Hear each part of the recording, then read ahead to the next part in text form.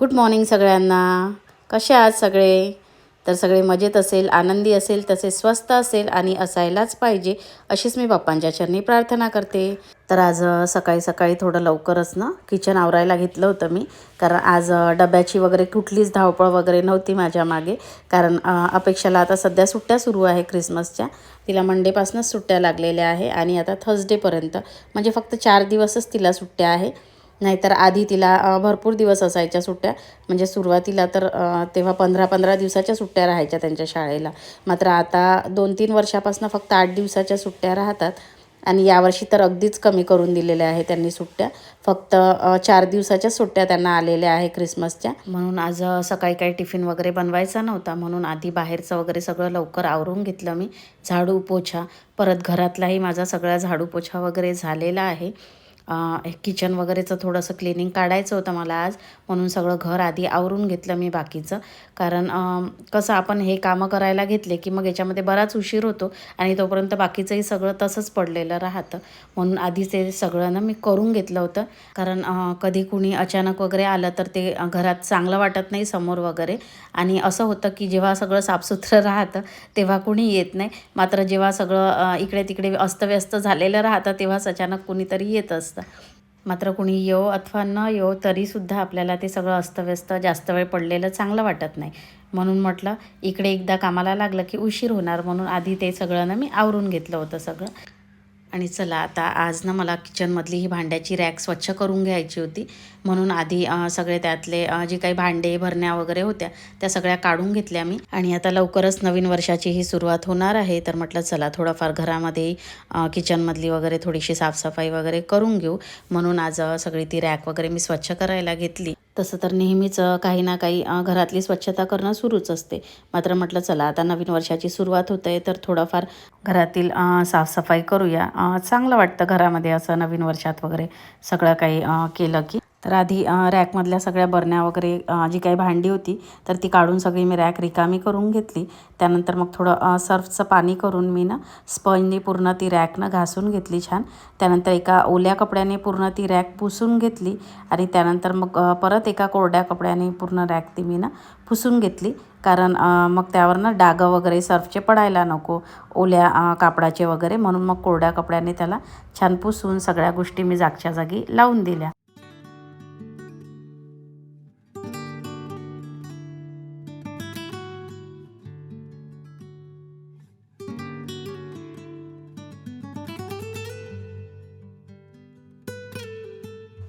तर किचनमधली रॅक वगैरे सगळी माझी आवरून झाली आणि मग माझ्या लक्षात आलं की मला आज सोफ्याचे कवरही धुवायला टाकायचे होते.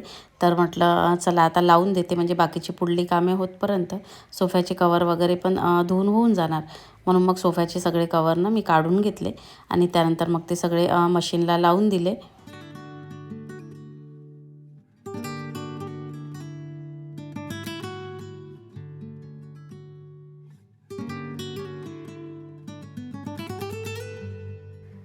तर कुकरमध्ये मी आलू उकळायला ठेवलेले होते आणि तेही झालेले होते.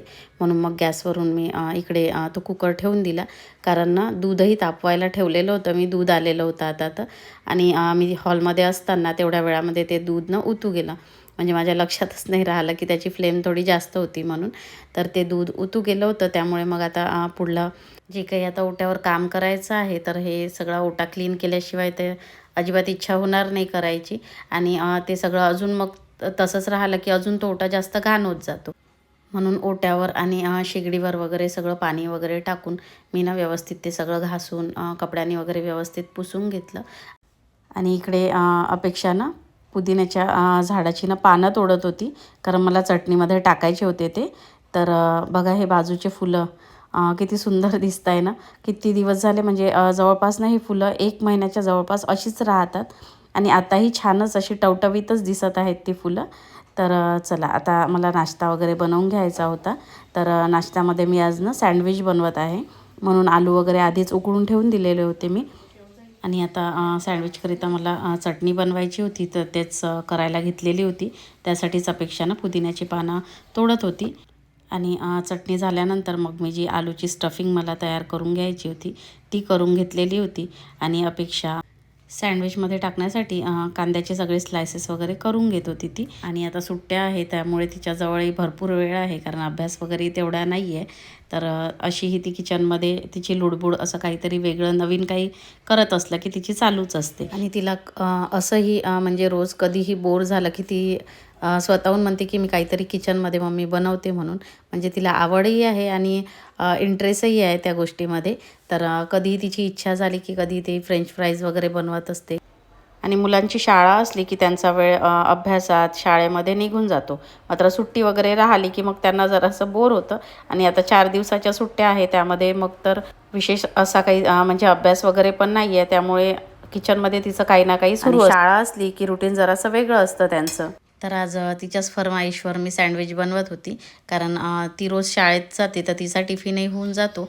आणि नंतर मग मी परत स्वयंपाकच करत असते, कारण सक्षम मग नाश्ता करायला बघत नाही, कारण त्याला कॉलेजला जायचं असतं. आणि मग तोही दुपारी 3:30 नंतरच येत असतो, म्हणून मग तो जेवणच करून जातो. त्यामुळे नाश्ता वगैरे बनवत नाही. सुट्टीच्या दिवशी म्हणजे संडेला वगैरे बनवते मी.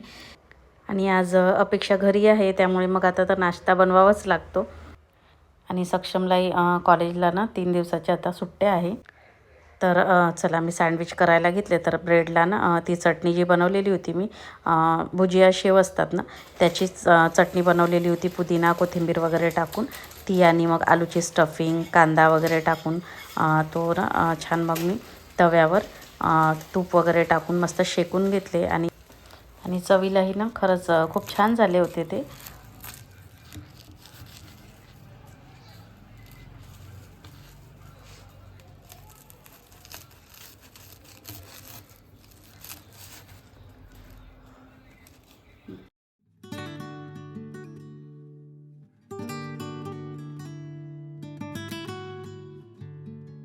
तर अपेक्षा इकडे नाश्ता करत आहे आणि मी देखील आता करून घेते. आणि सक्षम खेळायला गेलेला आहे, तो येईल त्याच्यानंतर मग त्याला गरम गरमच बनवून देईल मी. हे अजून ना मॉर्निंग वॉकवरून यायचे आहे. तर चला मी ही नाश्ता करून घेते. या सगळे नाश्ता करायला.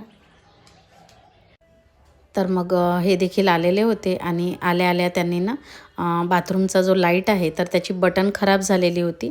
तर तेच त्यांनी रिपेअर करायला घेतली. तर आधी ते करून घेतलं आणि मग तोपर्यंत मी त्यांच्यासाठी सँडविच वगैरे बनवून घेतलं. ती बटन वगैरे लावल्यानंतर मग त्यांनीही नाश्ता वगैरे करून घेतला.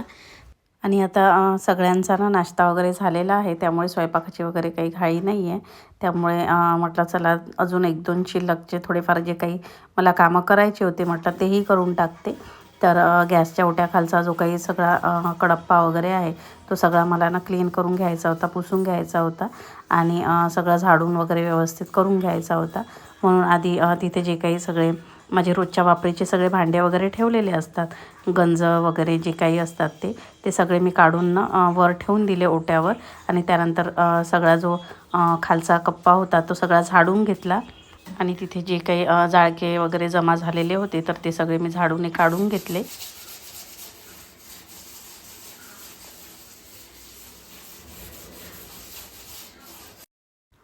रोज झाडझूड करताना भिंतीवर वगैरे कुठे जाळके वगैरे दिसले, लक्ष गेलं की तिथले जाळके मी तेव्हाच्या तेव्हा काढून घेत असते.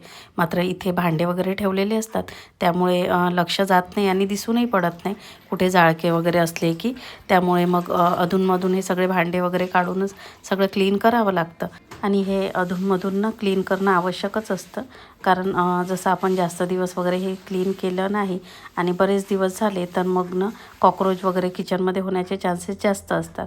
त्यामुळे अधूनमधून थोडं क्लीन करणं ना आवश्यकच असतं हे. म्हणून आज ना मला सगळं ते क्लीन करून घ्यायचं होतं. म्हणून सर्फच्या पाण्याने ते सगळं मी ना पुसून काढलं. त्यानंतर मग ओल्या कपड्यानेही सगळं पुसून घेतलं. नंतर खालची जी टाईल्स होती ती देखील घासून सगळी पुसून घेतली.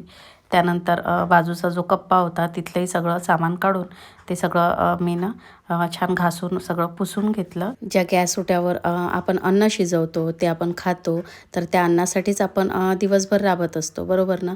म्हणून जिथेही आपण अन्न शिजवतो त्या जागेवर नेहमीच म्हणजे साफ स्वच्छता नीटनेटकेपणाने सगळ्या गोष्टी असल्या पाहिजे असं मला तरी वाटतं.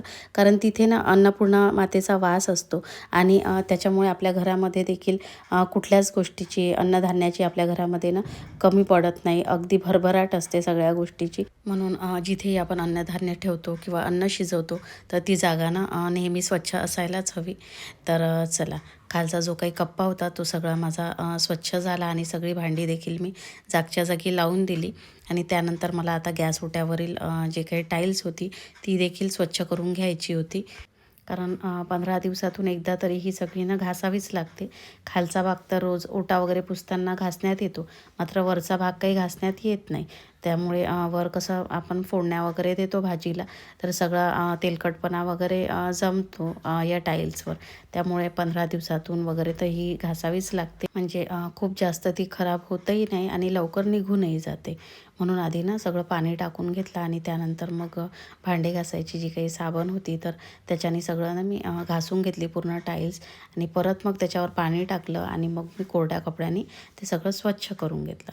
तर चला, किचनमधली आज माझी बरीच कामं झालेली होती आणि छान असं किचन माझं नीटनेटकं आणि स्वच्छ झालेलं होतं. तर ते सगळं बघून ना खूप छान वाटत होतं. आणि आपल्या बायकांचा जास्तीत जास्त वेळ हा किचनमध्येच जात असतो. त्यामुळे किचन छान नीटनेटकं वगैरे असलं की काम करण्यालाही ना एक वेगळा छान असा उत्साह येत असतो.